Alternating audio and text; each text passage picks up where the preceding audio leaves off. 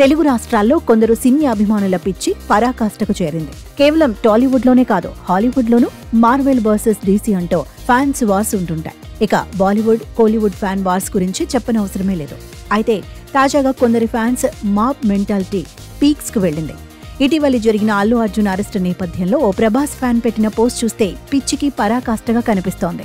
Recent గా Allu Arjun arrest అయిన నేపథ్యంలో పలువురు సెలబ్రిటీలు ఆయన ఇంటికి క్యూ కట్టారు. అలాగే కొన్ని చోట్ల బన్నీ ఫ్యాన్స్ కూడా నిరసనలు, ధర్నాలు చేపట్టారు.